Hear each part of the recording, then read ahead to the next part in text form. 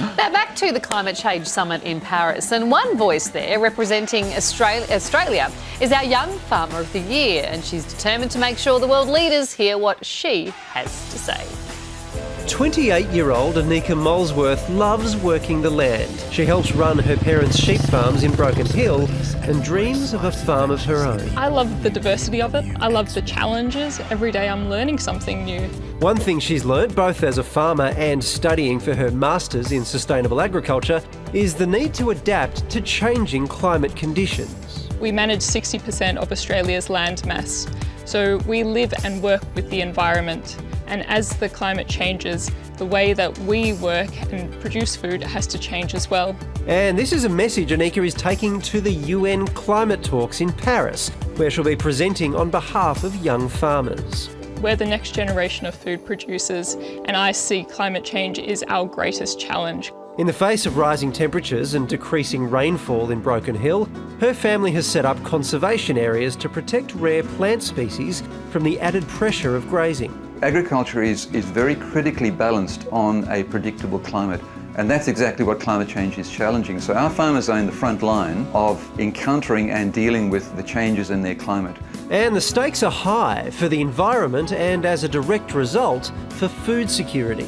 It's likely that the quality of food is going to decrease, the availability of food is going to decrease, and the prices are going to rise. The main goal of the Paris summit is to stop temperatures rising more than 2 degrees Celsius above pre-industrial levels. Scientists say any greater increase would see ever worsening weather events. And based on current pledges by countries going to Paris, temperatures would increase by at least 2.7 degrees by 2100. What we realistically hope to get out of Paris is a new agreement that commits all countries in the world to binding targets to reduce their greenhouse gas emissions. And this, Anika says, would be a good start. I'm optimistic that Paris can change the trajectory that we are currently on. The Australian government is promising to reduce our emissions by 26 to 28% by 2030, as well as other measures. Everybody can go there and make a statement of intent and flowery statements about wonderful things that might happen in the future, but Australia will go there as a nation that actually delivers on what they state. They want to encourage more innovation, which is great, more funds going towards research, which is excellent, but I don't think that there is a strong enough focus on really reducing emissions. Meanwhile, Anika says farmers are uniquely placed to embrace renewable energies instead of fossil fuels. We are blessed with open horizons, vast spaces, so the potential for solar and wind energy is huge. Our remoteness has always made us drive towards the usage of the resources that were most easily at our disposal, and that was the wind and the sun.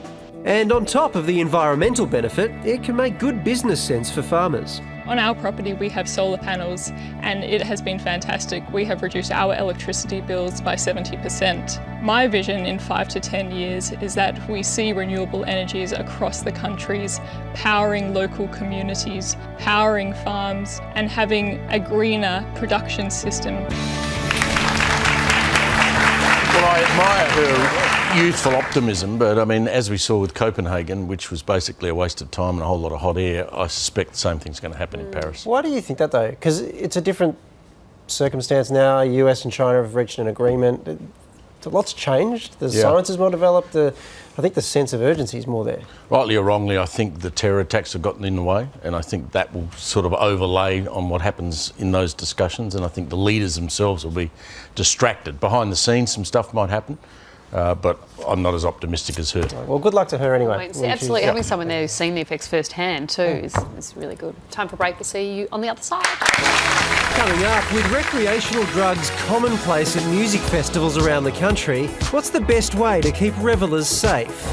Teenage girls look away. Does Zayn Malik have a new squeeze? And got a film you've been dying to see? The outdoor cinema proposal that will send chills up your spine. This is The Project.